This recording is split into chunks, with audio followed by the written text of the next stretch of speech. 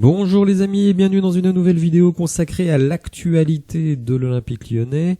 Vous le savez, dimanche, nous nous déplaçons à Reims pour essayer d'aller glaner notre première victoire de la saison. Ça ne sera pas simple, vous avez peut-être suivi le match hier de Reims qui s'est imposé à Lille 2-1.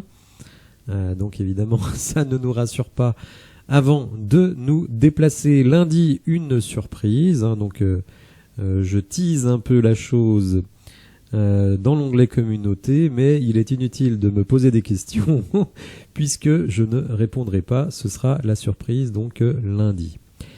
Alors aujourd'hui une info qui est relayée notamment par Gonback, Gonback qui fait vraiment un énorme boulot sur Twitter et notamment tous les soirs un space consacré à l'OL entre 1 et 2 heures.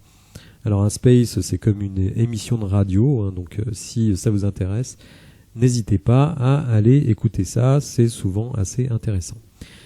Dans cette vidéo d'info, donc je vais parler de Textor, j'enchaînerai ensuite avec notre équipe première, notamment certains joueurs, on va dire, dont on se demande un petit peu quel va être leur avenir. Shkeli Alvero, Mohamed El Arouche et Lovren. On parlera du gang des Lyonnais qui revient dans l'actualité, et notamment Corentin Tolisso et Lacazette. Et on terminera par le coach Fabio Grosso, qui était donc en interview hier sur l'OL Play, une interview d'1 heure. On n'a pas appris des choses extraordinaires, mais bon, je donnerai rapidement mon sentiment sur le sujet. Donc on va commencer avec Textor, donc un article dans le Financial Times où Textor expose ses projets, et vous allez voir que Textor compte continuer à vendre les bijoux de famille. Vous le savez, l'OL féminin vendu à Michel Kang, l'OL Reign donc vendu aux États-Unis. Et d'ici à ce qu'on touche aux garçons, il n'y avait qu'un pas à franchir. Et donc le projet de John Textor, c'est de vendre pour tout ou partie de l'arena de basket qui va être terminée à la fin de cette année pour récupérer des liquidités. Mais il veut également lever des fonds, 300 millions. Et pour obtenir donc ce qu'on appelle des obligations, on va être simple, on va dire des emprunts, il veut mettre en gage le stade, le Groupama Stadium. C'est-à-dire en gros, il va demander aux investisseurs, prêtez-moi 300 millions, et si je ne rembourse pas, le grand stade sera à vous. Il dit aussi qu'il veut se débarrasser d'actifs physiques, donc sans doute un certain nombre de trucs de l'OL Valley, le bowling, peut-être l'académie de tennis qui vient à peine d'ouvrir et qui sera peut-être déjà vendue. Vous me direz, c'est pareil avec l'aréna de basket. Et donc il veut se concentrer sur l'académie et l'équipe masculine. Alors on peut voir ça de deux manières. D'une certaine manière déconstruire totalement ce qu'a réalisé Jean-Michel Aulas, c'est-à-dire avoir beaucoup d'infrastructures qui peuvent potentiellement nous rapporter de l'argent pour que l'on soit moins dépendant des droits télé, de la qualification en Coupe d'Europe. Donc évidemment les revenus que devait générer l'OL Valley, l'Arena pour l'Asvel, nous ne nous rapporterons plus rien puisqu'on va les vendre. Donc si on les vend, on récupère l'argent tout de suite, mais on se prive de revenus futurs. Alors bon, c'est un choix d'entreprise, mais c'est un choix qui vient après donc la vente de l'OL féminin, de l'OL Reign. Donc on peut se dire que la prochaine étape, ce sera la vente du stade lui-même. Pour le moment, il veut utiliser le stade pour lever 300 millions d'emprunts. Mais on peut très bien imaginer que s'il rembourse ses emprunts dans 3-4 ans, ou 5 ans, ou 6 ans, peu importe, carrément, ils vendent le stade et il ne reste plus que l'équipe masculine. Il revend ça. Bon bref, c'est plutôt, on va dire, la tendance à vouloir vendre à peu près tout ce qui appartient au club pour récupérer l'argent tout de suite et se priver de revenus, on va dire, récurrents. C'est ça qui est un peu embêtant. Tout ça, ce sont des investissements et au moment où on approche de finir de les payer, eh bien, il veut tout revendre. Donc, bon, chacun se fera son idée sur la question. J'avoue que c'est une tendance qui m'inquiète. Je vais pas dire qui ne me plaît pas, mais en tout cas qui m'inquiète. Mais une nouvelle fois, rappelez-vous, John Textor a acquis l'Olympique Lyonnais avec des emprunts, en donnant en gage les parts qu'il a à Crystal Palace, à Botafogo et à Molenbeek. Et là, donc, il veut à nouveau lever 300 millions de plus, c'est-à-dire quand même qu'il va se retrouver avec pratiquement 1 milliard de dettes. 1 milliard de dettes. Et ce qu'il met en gage de ces 300 millions, c'est le stade.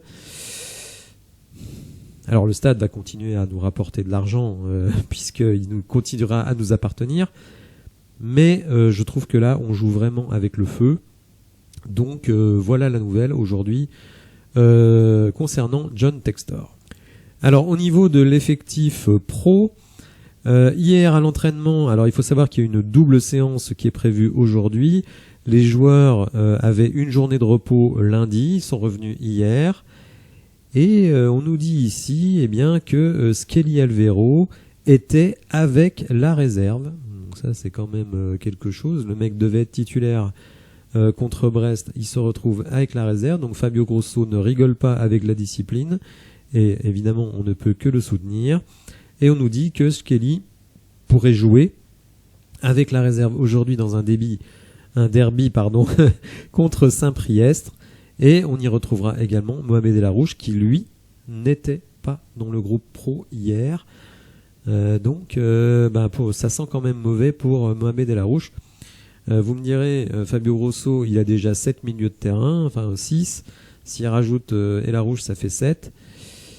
Bon, visiblement, El Arouche ne l'a pas convaincu aux entraînements puisqu'il ne le convoque plus. Il l'a envoyé en réserve. Ça vient après que Laurent Blanc n'ait pas fait confiance à El Arouche et Peter Bosz. Donc, je crois que certains se fantasment un petit peu un El Arouche absolument rayonnant. Je ne sais pas, puisque finalement on l'a vu que 2 fois avec l'équipe première. Une fois où il a été très bon en Coupe de France, une autre fois où il était plutôt neutre. Et rappelez-vous quand même qu'il a été titulaire lors des matchs de préparation. Alors certains l'ont trouvé bon. Moi, je l'ai pas trouvé spécialement bon. J'ai trouvé correct. J'ai trouvé qu'il faisait beaucoup d'efforts, que c'est un joueur qui a un vrai QI foot, qui a de la qualité, mais c'était pas non plus exceptionnel. Enfin, Dejan Lovren, toujours absent. Il est absent depuis le mois de mai. Il est enfin en train de nous faire une Boateng, c'est-à-dire un salaire absolument extraordinaire, 4,8 millions annuels, et jamais présent sur le terrain. Alors c'est embêtant parce que vous savez que nous avons une défense avec Lovren et une défense sans Lovren. Et sans Lovren, ça donne pas grand-chose. Quasiment pas de clean sheet et un déséquilibre permanent. Alors autre sujet, et là il faut rendre à César ce qui appartient à César. Tant qu'il y aura des gones, vous savez, une des émissions les plus intéressantes consacrées à l'Olympique Lyonnais. Après la chaîne de Teddy Spencer, bien entendu, dont je plaisante. Ce qui est intéressant, évidemment, avec cette émission, c'est que nous avons un consultant, Nicolas Puydebois, qui n'est pas dans le club, mais qui est un ancien pro, donc qui connaît sans doute beaucoup de monde à l'intérieur du club, même si, évidemment, il y a eu beaucoup de turnover. Razik Brick, qui lui est journaliste et qui suit l'Olympique Lyonnais au quotidien, et qui n'a pas sa langue dans sa poche. Et là, il a lâché quelques petites bombes.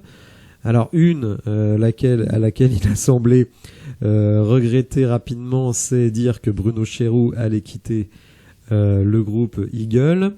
Mais surtout, à la limite, le départ de Bruno Chéroux, je crois que tout le monde s'en cogne, mais ce qui a été beaucoup plus gênant, c'est d'expliquer que Corentin Tolisso et Alexandre Lacazette et Anthony Lopez et Cacré ont reformé ce qu'on avait appelé à une époque le gang des Lyonnais, c'est-à-dire des gens qui excluent les nouveaux, en tout cas qui ne les accueillent pas, et pour avoir, être dans les petits papiers d'Alexandre Lacazette, qui est quand même le capitaine de l'équipe, eh bien, il vaut mieux être lyonnais de base, ou alors venir fricoter et être accepté à sa table à la cantine. On est sur un comportement enfantin, un comportement que l'on pourrait retrouver au collège, où vous avez des bullies, et il vaut mieux être pote avec le bully pour soi-même ne pas être harcelé. Alors là, on n'est pas forcément sur du harcèlement, on est plutôt sur, on va dire, de l'indifférence, mais évidemment, ça c'est un gros problème. On a déjà entendu que par exemple un Johan Le Penant avait été très mal accueilli, idem pour Shaqiri à l'époque. Tagliafico, tout le monde dit qu'il est très isolé. Le pauvre Jeffinho, avant il avait des Brésiliens dans l'équipe ou dans le staff, maintenant il se retrouve tout seul, il est complètement déprimé. Bref, tout ça quand même décrit un vestiaire vérolé, un vestiaire de clan. Alors tant qu'il y a des résultats, à la limite, nous, supporters, on s'en fout totalement. Mais vous allez voir que cet esprit de clan, évidemment, il vient totalement s'entrechoquer avec les desiderata de l'entraîneur Fabio Grosso, qui lui veut un groupe uni, un groupe soudé, un groupe où tout le monde cède, que ce soit en défense ou en attaque. Et visiblement, ce n'est pas le cas. Ce qui crispe notamment avec ce gang des Lyonnais, eh bien, c'est que d'une certaine manière, Corentin Tolisso, dont les performances sur le terrain, on va dire, sont loin d'être exceptionnelles, et qui d'une certaine manière bénéficierait d'un passe droit, puisqu'évidemment très pote avec Lacazette et Anthony Lopez, et en gros, certains dans le vestiaire ont le sentiment que Tolisso est sur le terrain, parce qu'il est pote avec les bonnes personnes, et que d'une certaine manière, la méritocratie en prend un coup. J'ai fait un sondage sur le sujet Tolisso, et vous allez voir que le résultat est sans appel. Donc je vous ai demandé, pour vous, Corentin Tolisso doit-il démarrer sur le banc? 91%. 757 votes, c'est pas deux pelés, trois tondus, c'est vraiment un vote quand même très très intéressant en termes de participation. 91% donc estiment qu'il doit être sur le banc car il se repose trop sur son statut. Et non, seulement 9% qui pensent qu'il reste le meilleur à son poste. Donc vous voyez quand même, vous êtes quand même très très nombreux à estimer que au regard de ses performances, Tolisso doit être sur le banc, on doit essayer autre chose. Et il ne doit pas être un titulaire inconditionnel. Bon, on va voir si Fabio Grosso arrive à bousculer un petit peu cette hiérarchie bien trop établie. Alors Fabio Grosso justement, donc était l'invité de l'OL Play mardi soir avec une bonne trentaine de minutes de retard, mais enfin bon, il est resté 1 heure. Comme je l'ai dit dans l'onglet communauté, bon, ça valait pas forcément le coup de faire une vidéo spécialement là-dessus, mais comme je fais une vidéo d'actualité, eh bien écoutez, autant en parler. Et donc vous le voyez, il dit on doit grandir sur le fait d'aider son coéquipier. Alors comme je viens de l'expliquer, pour le moment on n'y est pas. Le gang des Lyonnais crée des clans et soit vous en faites partie, soit vous n'en faites pas partie. Donc quand il y a des clans dans le vestiaire, on peut imaginer que sur le terrain on ne soit pas toujours disposé à faire l'effort pour le copain, et ça c'est un vrai souci. Parce que comme l'a dit Grosso, et alors là je suis absolument d'accord avec lui, on doit attaquer ensemble, on doit défendre ensemble, on doit avoir une trame collective dans laquelle les individualités vont pouvoir s'exprimer, mais pour le moment on voit surtout des individualités, on ne voit pas de collectif. Ça c'est un coach de l'entraîneur, mais si les joueurs résistent, vous ne pouvez absolument rien faire. Alors Grosso dit également, les joueurs qui veulent progresser m'adorent, les autres me détestent.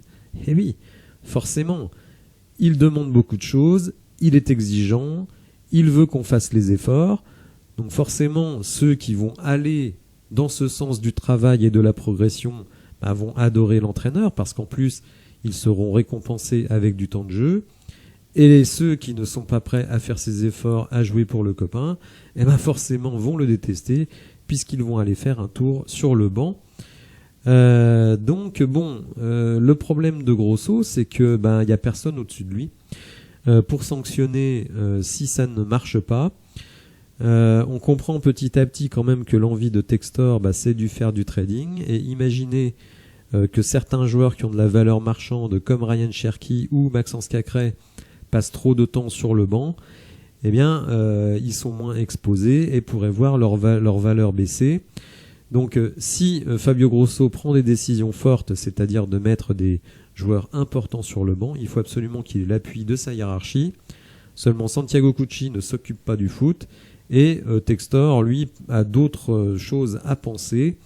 Même si, me semble-t-il, dans l'ensemble des clubs qu'il a, le plus important c'est l'Olympique Lyonnais, puisque c'est son plus gros investissement, et c'est celui qui est le plus en difficulté. Donc ce serait bien quand même qu'il vienne ici à Lyon pendant la tempête pour soutenir son entraîneur. Je rappelle que lors du déplacement à Brest, ni Cucci ni Textor étaient présents dans les tribunes. C'est quand même assez flippant. Donc à un moment donné, il y a des priorités, il y a des urgences, et on a l'impression que Grosso se retrouve, comme Laurent Blanc d'ailleurs, tout seul dans la tempête. Alors Fabio Grosso a également abordé certains sujets tactiques, mais bon, j'en avais déjà parlé. Il faut trouver et créer des espaces.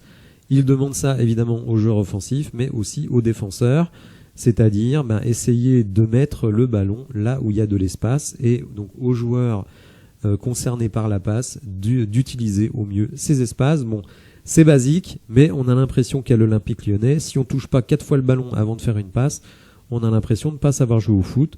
Donc ça, c'est quand même un petit peu embêtant. Voilà, n'hésitez pas à me dire dans les commentaires ce que vous pensez. Si vous avez apprécié la vidéo, n'hésitez pas à la liker, à vous abonner à la chaîne, et je vous dis à bientôt pour de nouvelles infos. Merci, au revoir.